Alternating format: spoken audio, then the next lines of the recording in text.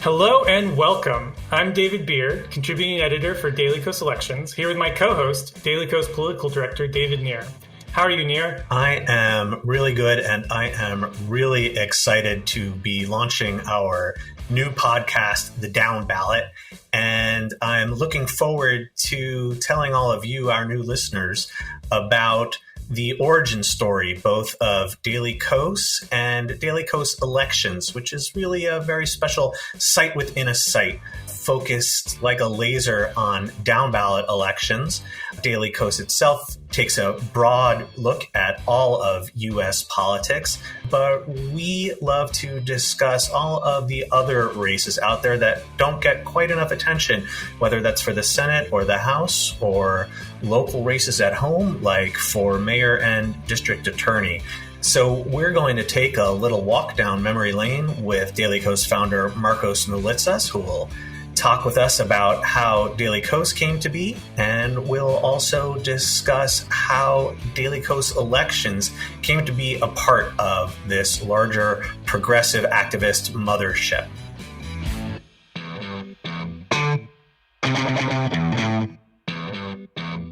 Joining us to discuss is Daily Kos founder Markos Moulitsas. Thanks for joining us, Markos. Hey, pleasure to be here. Congrats on a new podcast. Thank you. Yeah, we're very excited. So why don't, just to kick us off, do you want to just take us through how Daily Kos first came to be, how it sort of developed from just an idea to where we are today? I don't even know if there was an idea, to be honest. I mean, this was very early on in the creation of the sort of the blogosphere, right? These just individuals pontificating on politics on their crappy little blogspot sites. And it was very, I mean, these early days were early.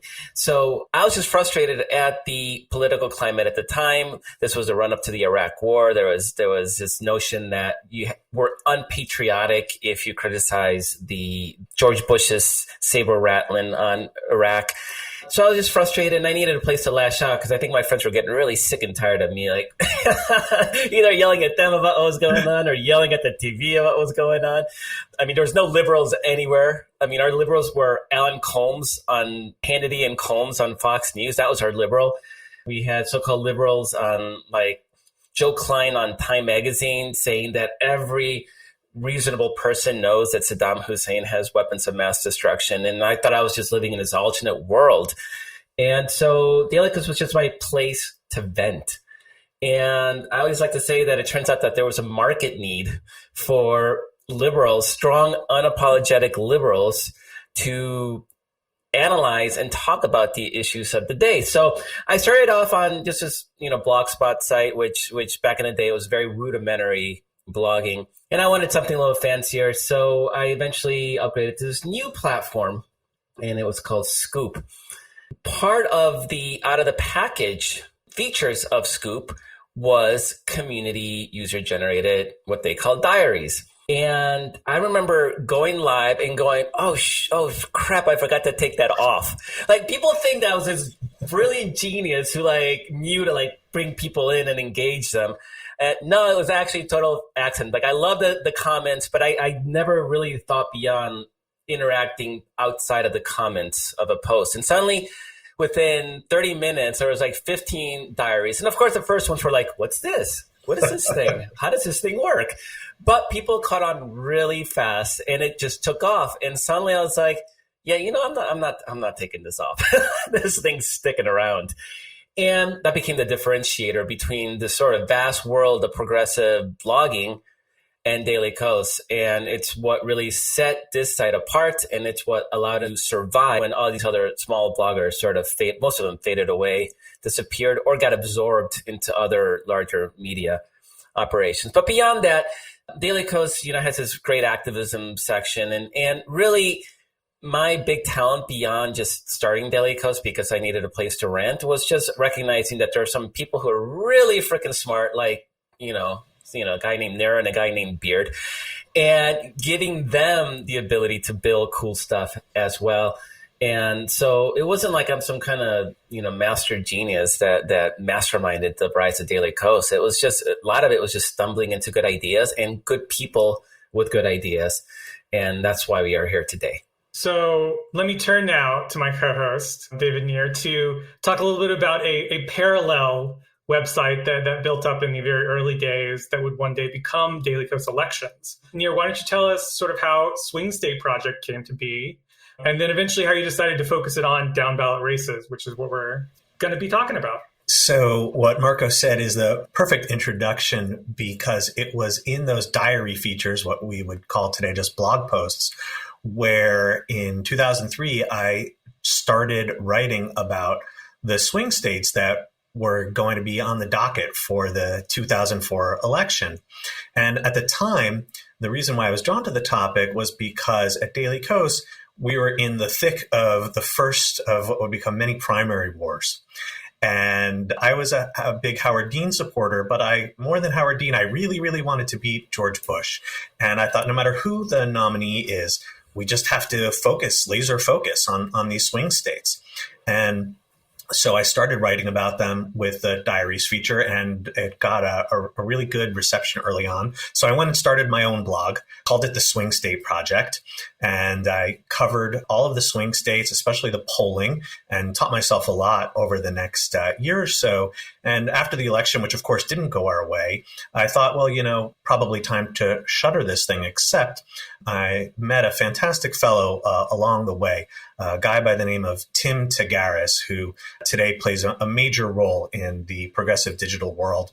And Tim convinced me and said, there are going to be a lot of these down ballot races for the House, races for the Senate, and someone needs to focus on them. So why not us? Wait, David, before you go on, did you predict Democrats were going to win in 2002? Because I totally thought we were going to win everything in 2002. So in 2002. So to dial back to 2002, that was when I first discovered Daily Kos. And yes, I was reading this guy named Kos, this mysterious guy who was writing about all these polls from these, various competitive Senate races. And I thought, oh yeah, we're finally going to take this back. And really stick it to George Bush. And of course, Republicans managed to have one of the only good midterm elections for the party in the White House in 2002. And that was disappointing. But despite that failure, I still kept coming back to Daily Kos. And Markos, I'll explain why I kept coming back in a moment.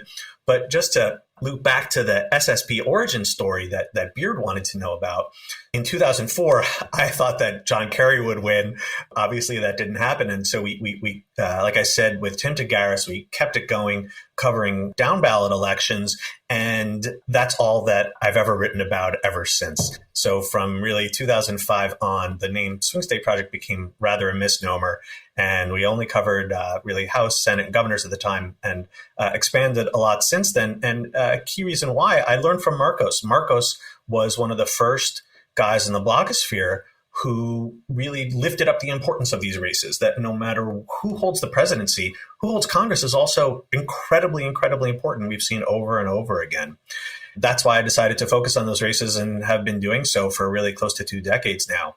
And Markos, to say why I stuck around at Daily Kos, you had another insight, which was key, which was you were going to be extremely reality-based and really only tell the facts, but you also wanted to make a safe space for progressives online, because I had been on a lot of other political boards and they were just endless infighting between conservatives and liberals. And I was just tired of the right-wing trolls. And you said, you know what, you can be a conservative in the comments in Daily Kos, but we're not going to put up with your BS. This is a space for liberals to rant and complain and for us to engage in nascent activism. And you really allowed it to be a place where a community could thrive. Yeah, and it's funny that you bring up Tim Tagaris, because he has an interesting sort of role in the rise of Daily Kos, because there was a point in the 2004 presidential cycle where I said some things. Nowadays it'd be nothing, but back then, because the world was different, the political world, the left, the Democratic world freaked out. And so I had these nascent advertisers on Daily Kos, and they all dropped me. And John Kerry, who was running for president, had to verbally distance himself from me. And so sort of like things were like caving in, and this was really early. I didn't know how to take this and how to deal with it. And Tim Tagaris was running the campaign of some hapless, poor candidate in Ohio. And he came in and used that opportunity to put it, advertise on Daily Kos and say, like, I got your back, Daily Kos. The candidate didn't go anywhere, right? But it was sort of him to Garris as sort of creating that vote of confidence, gave space to other more credible candidates to come back in and re-engage with Daily Kos. And it became just a mere blip in my history as opposed to like something that could have ended the career really early on. So it's funny how you bring Tim Garris, like he actually had a pretty important role in both our sites. Yeah, Tim absolutely did. And also, like Markos, Tim is a veteran, a Marine, and he understood the importance of sticking by your team. That really made all the difference. And so a few years later, I don't know, you can tell me the exact year, Swing State Project became Daily Kos Elections and became sort of the broader umbrella of what Daily Kos does. So Markos, why don't you tell us sort of how that came to be, and then Nir, you can tell us sort of your perspective on it. I bet David remembers the details a lot better than I do. I'm notoriously bad memory, but what I do remember, like I just mentioned earlier, that the traditional blogosphere, sort of the independent blogger, was an endangered species, and either they faded away or they were absorbed by other sites. And so there was a consolidation in the progressive blogosphere, and David and I, we knew each other from almost the very beginning, and he was doing some cool work. And David, you might remember the motivation. I think I just liked you and I liked your work, and that was the end of it. Like I didn't need to dig into things a lot deeper.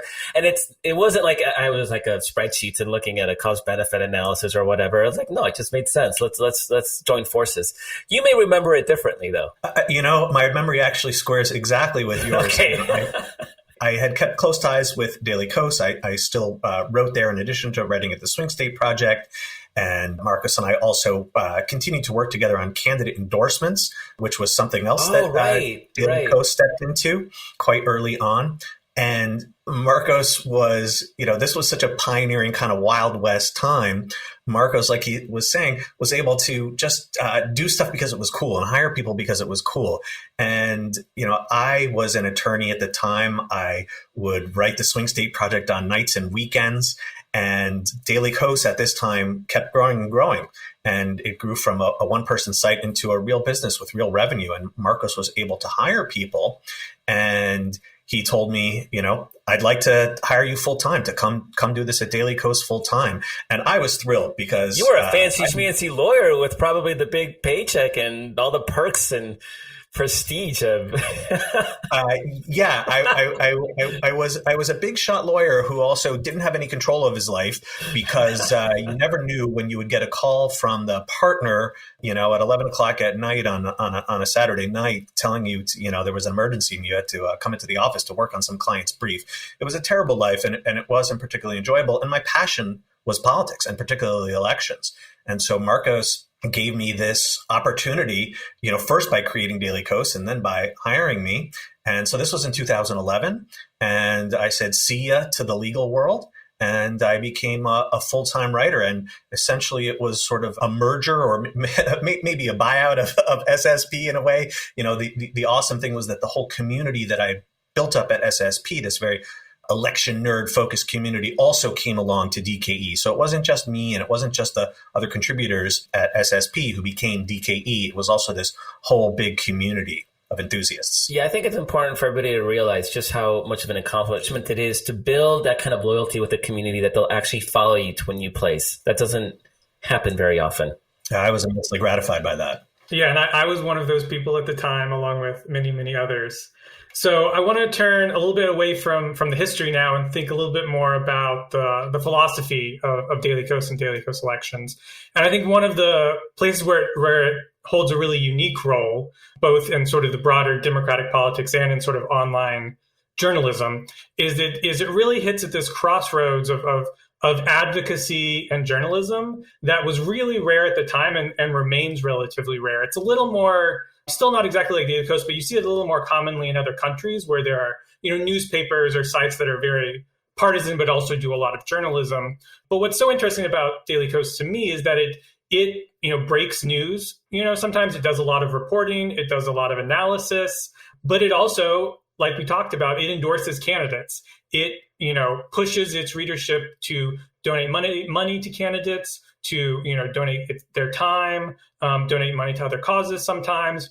And so you really don't see that, because there's this big sort of neutral journalism ethics that so pervades a lot of American journalism. Why do you think the website and Daily Kos Elections sort of developed into that niche, and how it was able to, that helped it succeed by growing into that? I mean, our nation was founded on the principle of partisan media, right? I mean, the founding fathers fought out the very national debate with not just their own partisan press, but pseudonymously as well. This is really harkens to very much our tradition. Of course, you see that in Britain and other places, right? Highly partisanized media. And I think that it's more fun, right? Doesn't mean, this is the difference between like Breitbart, which is actually just lies, or Fox News, right? But a healthy partisan, I loved reading the Weekly Standard and the National Review. I didn't need to agree with them, right? But at least they were reality-based once upon a time.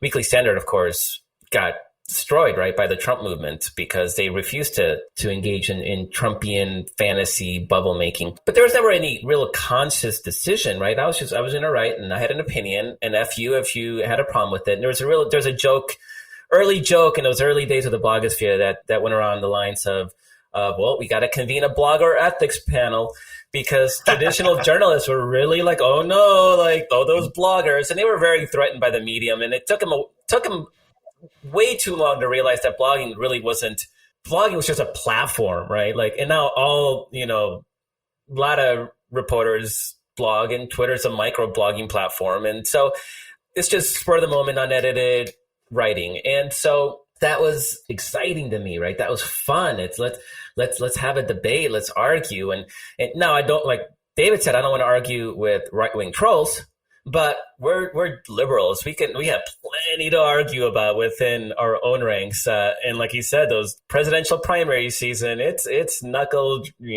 raw knuckle time, because things get heated. But that to me made it exciting. And I took that whole mentality, and I actually founded another company called SB Nation, which is now Vox Media, on that same principle, because I thought, like, where are the places where partisanship really gets people like revved up and engaged? And I was like, politics for sure. Sport, yeah, like Red Sox versus Yankee fans, like partisanship reigns supreme. Bears, Packers, love that. And I was like, religion. Yeah, but religion, people kill each other for that stuff. So I think I'll step away from religion and I'll stick to politics and sports. And it's that corner bar atmosphere, right? You go in there, you have a few beers, you're going to argue about your favorite sports team. You're going to argue about Elizabeth Warren versus Bernie Sanders versus Joe Biden. Like it sort of has energy behind it. So to me, that was always sort of foundationally important to Daily Kos. And of course, now the idea that you can have an opinion is normal. It's been normalized. And I think Twitter finally put an end to any notion that even traditional reporters like Maggie Haberman from the New York Times can have an opinion. It's allowed. It's okay. You can have an opinion. Oftentimes it's wrong, but you can have an opinion. And so now it seems almost boring. But at the time it was very, like, people were really hot and bothered by it. And the idea that journalism, any kind of writing, had to be impartial, even though foundationally our nation was built on partisan press. Let me add to that. One really sort of important choice that I think Daily Kos and the Swing State Project and Daily Kos Elections made was to say, you can be a partisan and still be a truth teller and still be honest. Because I think in the traditional media, the view is that if you're a partisan, you're automatically a hack. You're a cheerleader. You're only going to say stuff that benefits your own side. You're going to conceal the truth about negative things about your own side. And that turned out not to be true at all. And Markos was really a leader in this. He was unafraid to say, Democrats are screwing up here, or the polls look bad, or we might not win this race. And I really took that lesson to heart. And especially once I started focusing on down ballot races, and especially once Daily Kos and SSP and other progressive blogs really started endorsing Democratic candidates in serious numbers, it became really important to know what actually is going on. Which races can we win? This is foundational to me. If all we're doing is telling our audience to clap harder, we'll never win. We'll invest in the wrong races. We'll tell people to donate to candidates that don't have a shot or even don't even have a chance to at least make the other side sweat. And so being reality-based in our activism was super, super important. And I think to this day, many folks in other fields, especially the traditional media, don't grasp that you can both be a partisan and be a real sharp analyst. Now, that said, I think that over the years, as Markos was saying, we have changed a lot of minds and have won a lot of people over, because you see all of these mainstream journalists and academics citing, for instance, data compiled by Daily Kos elections. And, they'll often caveat it and say, it's a left-leaning site, but their data is good. Well, hell yeah, it's good. We need that data in order to be successful. So that, like I said, is really central to our ethos. And I do want to add that it's actually not as easy as it sounds either, because, we're seeing it right now with how the right-wing media just sort of, including Fox News, has been swept away by Trumpism and alternate reality. We had a similar situation in 2004 after John Kerry lost, and he lost in Ohio by 100,000 votes. And there was a proliferation of conspiracy theories on the left saying that the Republicans had stolen the election, that there was this black box with Diebold machines where that Republicans had programmatically hacked the machines and changed the vote. And it was they were taking over Daily Kos, and I had to make a decision that after carefully examining the evidence and finding out that there was none, that we weren't going to put up with that kind of conspiracy theories, and we banned those people. And Daily Kos lost a significant chunk of its readership. And I was just reading today about how Fox News, they were facing pressure from OANN and Newsmax. And so they doubled down on the pro-Trump big lie because they didn't want to lose audience, right? Like, deciding to stick to the truth if it costs you an audience can be difficult. It hurt to lose that kind of audience, but it was the right thing to do. I never doubted it. It wasn't a hard decision to make. It was hard to actually carry out. It was hard to suffer through the consequences, because people don't just even leave, right? They leave and then they have a crusade, and then they try to dox you and they try to attack you, and they use it becomes like, it's bad enough you're dealing with Republicans. Now I got to deal with, people supposedly on my own side. So we saw it with Hillary Clinton supporters in 2008 when Barack Obama had already clinched the nomination, and she refused to drop out of the race because she thought the superdelegates wanted to put her over.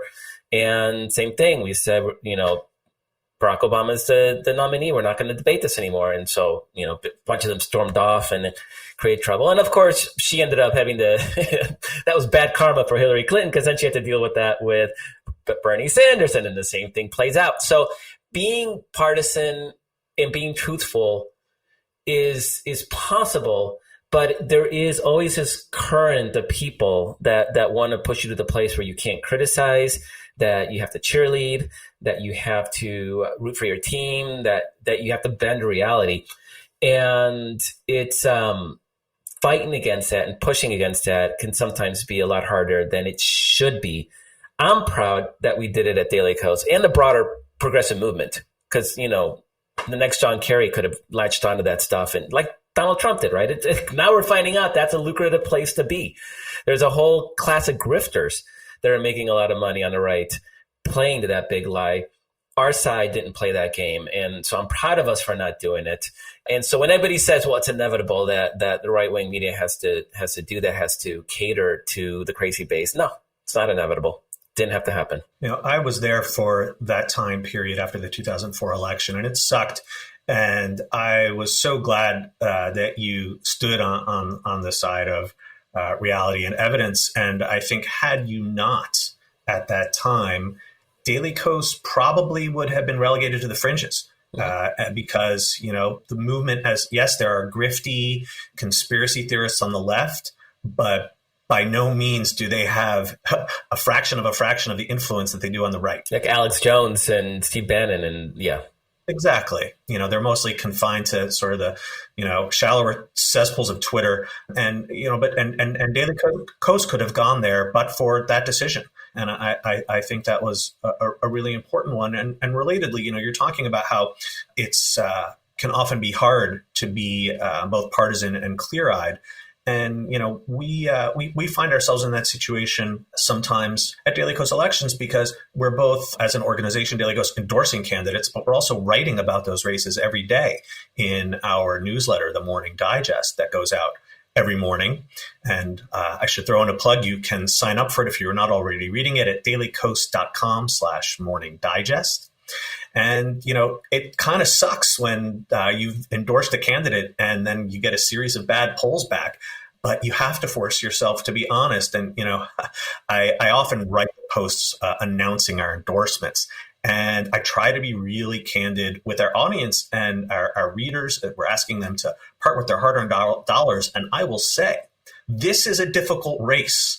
This is a long shot race. And, I've read many, many endorsement announcements from many, many other organizations, and that's not the kind of language that they never do. I think we're the only ones. Right. And you know what? Our community respects us and rewards us for that. Because we have lost a lot of races. And we haven't lost a lot of races because we're bad at making endorsements. We've lost a lot of races because we deliberately pick a lot of races that are longer shots where you get bigger bang for your buck in an attempt to expand the playing field. And our community has never punished us for that. They understand our mission, that we're not going to play in all of the biggest, most expensive races, that we really do, like I said, want to expand the playing field. And it's worked. And we have some incredible successes using that strategy because we see it with Jon Ossoff. Yep. This is a district that Republicans consistently won by over 20 points. You guys, at elections, looked at the presidential results, you looked at the demographic trends, and you said, you know what, there's a special election coming up. We can contest this. And people laughed at us. People thought it was freaking hilarious, but we went to our community. We gave them the notice. This was after Donald Trump was elected. So there was a need for people to do something to fight back. And Daily Kos raised the first $1.5 million that Jon Ossoff ever raised came from Daily Kos. And he lost by a sliver, but we picked up that seat using the infrastructure that Ossoff and the Daily Kos investment made. Lucy McBath won that seat 2 years later. And of course, Jon Ossoff parlayed that experience and that exposure and that list that we helped rebuild, which I'm sure is like majority Daily Kos readers, into being a U.S. Senator and control of the Senate today. So this is the sort of investment that if we follow the conventional wisdom and what everybody else was doing, we never would have made. And that race would have probably sat there in obscurity, like a lot of special elections do, because they're not competitive. And on paper, should not have been competitive. And there are a lot of those races over the years, and not all of those candidates that Daily Kos has endorsed has turned into Jon Ossoff. But you got to play the smart bets to find the ones that work, and that's what I think Daily Kos is really good at. So I want to turn to one phrase that started at Daily Kos pretty early on. I don't remember exactly when, but I remember it back when I first started following it. That really stuck with me, both in terms of my philosophy and how Daily Kos works and how to think about the Democratic Party. Because, there's been a lot of intra-Democratic Party fighting, over the years that Daily Kos has existed. And what Daily Kos has always stuck to is the idea of more and better Democrats. And so more obviously an idea is that you want to elect Democrats, you want majorities, you want the presidency, governorships, but also better Democrats, in that the way to move the party to the left in a more progressive direction was through primaries, was through getting better Democrats, not through third parties, not through independent candidates, not really through sort of radical election reform. Obviously we've done a lot of work with voting rights and things like that, but not sort of trying to change the system, but more Democrats and better Democrats. So, where did that first come from, to the degree you remember, and why is that sort of a leading philosophy for Daily Kos? So I think it was the blogger Atrios, Duncan Black, who popularized the phrase more and better Democrats. If Republicans did something lousy, you wanted more Democrats. And if Democrats did something lousy, you wanted better Democrats. And it just made instant sense the second you read it.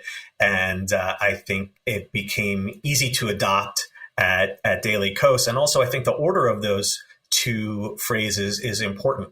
Markos's theory of change was very simple and made all the sense in the world to me. And it was, you got to get rid of Republicans and elect more Democrats in office if you want to take power and actually affect any change. And then where it made sense to do so, you would try to get rid of lousy Democrats, where you wouldn't be jeopardizing, say, a conservative seat like, Joe Manchin's Senate seat. But Joe Lieberman representing blue state of Connecticut, it made all the sense in the world to run a primary against him. And yeah, it just sort of fit this theory of change perfectly. And it's worked for, really decades. I mean, Carson Sinema is a perfect example, right? There hadn't been a Democratic senator in Arizona in bazillion years, 30, 40 years or something. And so it got us one step closer to the majority. And in fact, there is no majority, and there's no Democratic majority replacing Stephen Breyer on the Supreme Court if she doesn't have a seat there. But we ain't going to let her stick around any longer than than her term is. And we're going to primary her because we had more. Now we can upgrade. And so for sure, the early blogosphere was always incredibly pragmatic, just far and wide. And it really contrasted with conservatives that kept pushing their party to the right. And so there's always been this false equivalency in the media. They can't fathom, they don't understand how the left can be different than the right. And maybe now they're starting to get it because the right has just so gone off the rails. They've just fallen off the edge. So maybe now they're like, oh, okay, yeah, maybe the left isn't like that. But for the longest time, there was always this false equivalency where conservatives, they're Tea Party. So therefore, the liberal bloggers are like the Tea Party of the left. And it's like, what are you talking about? Like we don't particularly celebrate Joe Manchin, but we're glad he's around. That doesn't happen on the right.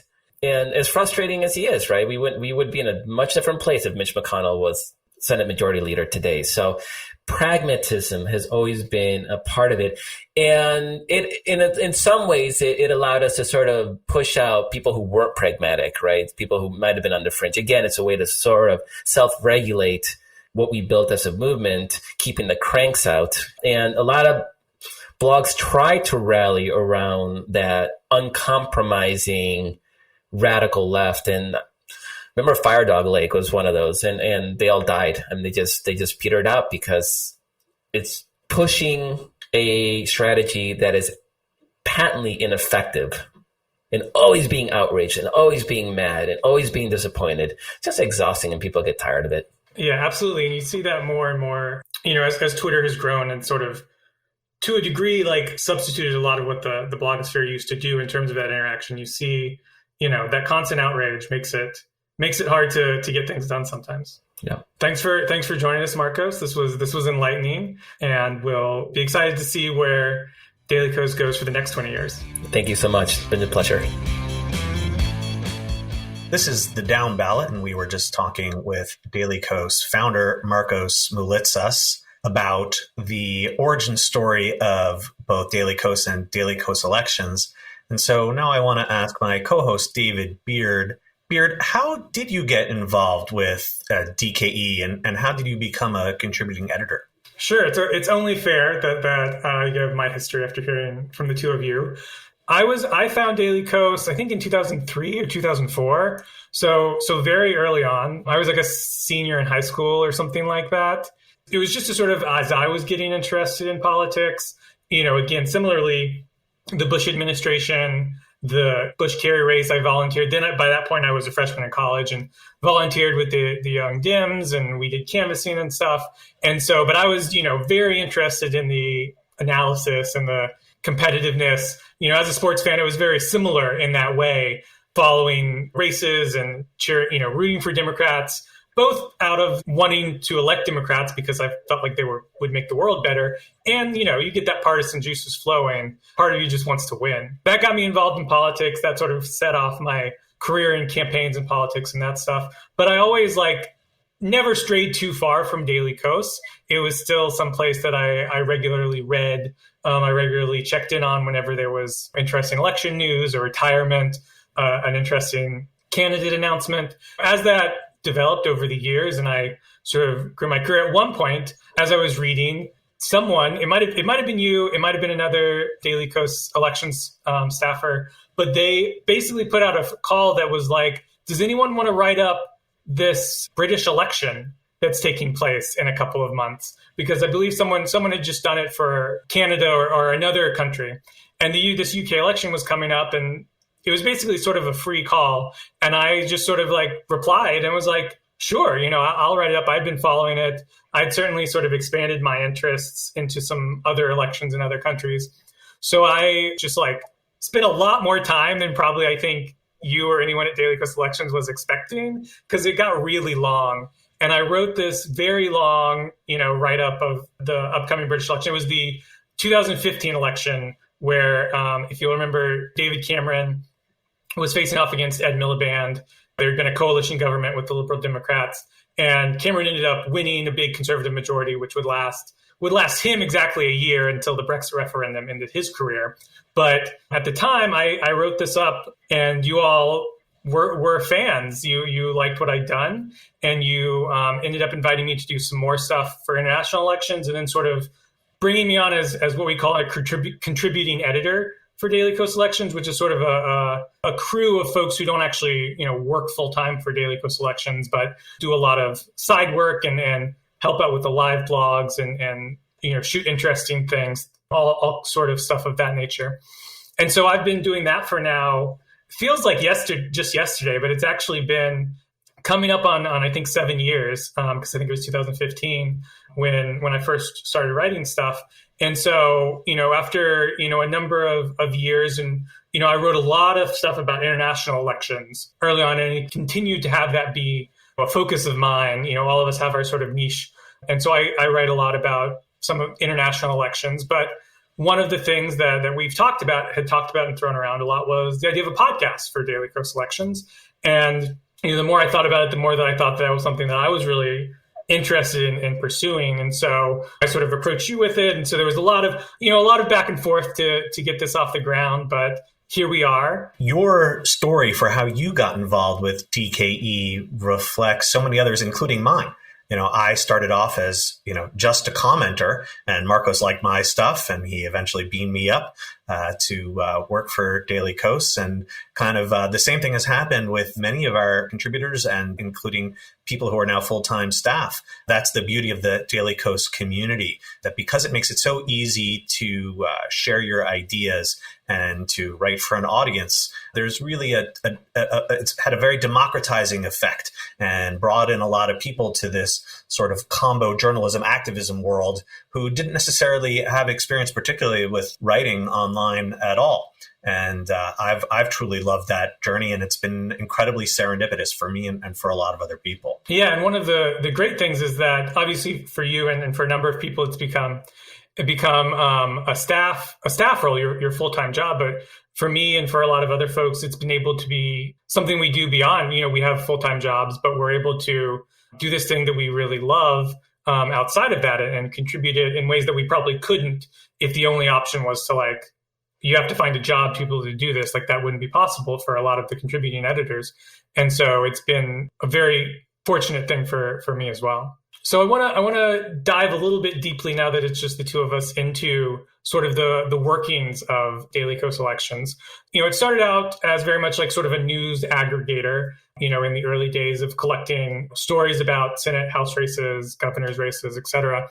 And then more analysis as it grew and as you were able to do more work. And then really became, like we talked a little bit about, like a data resource, to where the Washington Post, the New York Times, cites Daily Kos data about presidential election results and other things. And so, how did Daily Kos Elections sort of build that infrastructure, and how does it sort of do that work that is so rare that you see, journalists across the country citing it? So again, that was really a serendipitous development, because the Swing State Project and then Daily Kos Elections was this real haven for election nerds and election junkies of all stripes.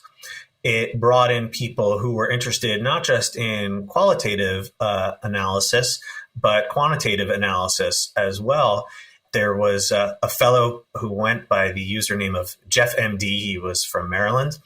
And he was a spreadsheet wizard and a genius with calculating election results. And the single data set, both that we use the most often and is by far the most cited of anything we do, are presidential election results broken down for all 435 congressional districts. And these are incredibly important pieces of data because how people vote for their member of the House is very, very closely correlated with how they vote at the top of the ticket for president. And this data has been published by others for years, but following the 2008 election, we wondered if we could do it faster and better. And it turned out the answer was yes. With this volunteer team led by Jeff ND, we calculated these results for every single congressional district. We also went one step further than prior data sets, which is we took this sort of blogosphere ethos of transparency and made it real. We put all of our spreadsheets online so that anyone could see our numbers, see our raw data. And if we had gotten anything wrong, they could flag it and point it out. And we were extremely open to any corrections. No one really found any, though. The work was that good. And we've kept doing that ever since. That project is now run by Jeff Singer, a different Jeff, who is a full-time staffer for Daily Kos elections. And we'll have him on in an upcoming episode. And that data set really just led to other data sets. And I think we had developed a keen sense of what was out there and what wasn't out there. And also, there is a lot of data that exists out there, just not in a great format. It's not really that accessible, or it's not all consolidated, or it's kind of formatted in a messy way. And we just kind of started to fill these gaps. And people began to realize, wow, their data is trustworthy. Yeah, sure, they may be a bunch of partisans, but they really take this stuff seriously. And like I said, anyone who doubted it could always double check our spreadsheets. And, you know, it's been a long, sort of slow growth. But I think that we really just did become respected just by putting our heads down and doing the work and not really looking for the accolades. And more reporters and academics began to use us and rely on us and cite us. And also, a lot of the data sets we were producing were unique. They couldn't be found anywhere else. And that has complemented and in no way replaced the day-to-day work we do of just capturing the news about all of the key races in all of the states across the nation. The two really go hand in hand because I don't think you can have a good qualitative understanding of a race without good data, but data alone does never tells the full story. Yeah, and you can look to that Ossoff race in 2017 as a really good example of a match of quantitative and qualitative, because the movement in the presidential numbers that we saw in 2016, because it was the suburban Atlanta seat that really was not Trump friendly in the way that, you know, more rural areas were, showed you quantitatively that there was real movement here and a real opportunity in a seat that was historically Republican. But you also saw that, you know, oh, there's a feeling of people want to do something, you know, because Trump had just been elected. You know, we felt like, you know, Ossoff was a promising candidate, and, you know, it seemed like a good opportunity, you know, in terms of the qualitative analysis, and the quantitative backed that up as a place to go. So it really is, it's both. It's never like one or the other. You have to have both of those to succeed. To wrap us up here, I want to talk a little bit about the Downballot itself, not to get too meta on us, but this is obviously a new podcast. It's an outgrowth of Daily Kos elections. So, you know, let's talk a little bit about what we want listeners to gain from this, why we're doing a podcast. So I'll go first. It was, you know, I'm the one who pitched it to you, so I'll do the first run through, and then you can add on where I've missed. But I think the goal here is to take all of the great work that the Daily Kos and the Daily Kos selection staff do, and the Daily Kos contributing editors do, and build on that in a way that is not as able to be done in the written word. Obviously, we produce an enormous amount of written content. You do these, you know, very long pieces every weekday. The Morning Digest runs through, and it's a lot of content. Those of you who have read it, and again, if you haven't and you're not subscribed, you can go to dailykos.com/Morning Digest. And so we have this enormous written content that we use, but there's so much that you don't get from the written content in terms of discussing a race or discussing politics that you can do in a more audio, discussion-based format. And we see that a lot. Like there's obviously a Daily Kos Slack, and we have a lot of like really fun, interesting discussions in the elections channel. That's stuff that you wouldn't publish on the site. Like it's not something you would put in the Morning Digest, but people make really interesting, good points. And that's what this sort of sprang out of, was the idea that we could take that sort of casual analysis, the sort of, shooting out a theory that seems really interesting, and take it to a podcast form and share it with readers and beyond who would really want to hear more from us. And so, that takes, all the value that Daily Kos Selections provides and puts it into this new format in a new, more expansive way. And then we're also going to have the ability to bring in outside folks, as you'll see as we go along, to build on that knowledge where we, find something that's really interesting, but maybe we don't have that expertise. We can bring in new expertise in a way that wouldn't really work in the Morning Digest, but would be great to do like a long form interview with somebody over, how their job in politics, or a reporter for a state, or any number of things where we can really do a deep dive that wouldn't, be as easy to do in the written format. So that's where I really want to see the Downballot go and thrive, as we go into 2022 and beyond. Yeah, the deep dive is exactly it. We are covering, like I said, every competitive Senate race, every competitive House race, every competitive race for governor, and more. Attorneys general, secretaries of state, key legislative races, key mayoral races, DAs, sheriffs, and more. And when you're doing that, it's hard to devote more than a paragraph or a few paragraphs to a particular race. So this gives us a chance to really do a deep dive in a conversational way that we simply couldn't do on the site. Though I will also add that we will have transcripts for every episode. So those of you who are more interested in the written word, or if you just simply aren't able to listen one week, you'll be able to catch up with us, and we'll be posting those on the site as well. Yeah, so hopefully that's sparked your interest. If you're new to the Downballot, welcome, as most of you will be. But if you're somebody who's only found this episode later on, hopefully you've learned some more about how we came to be and how Daily Kos came to be. And I hope you'll join us or continue to join us as we keep doing episodes. We'll have episodes every Thursday that come out wherever you listen to your podcast. Will be there. And that is all for us this week. Thanks to Markos Moulitsas for joining us. The Downballot comes out every Thursday everywhere. If you haven't already, please like and subscribe to the Downballot and leave us a 5-star rating and review. Thanks also to our producer, Kara Zelaya, and editor, Tim Einenkel. We'll be back next week with a new episode.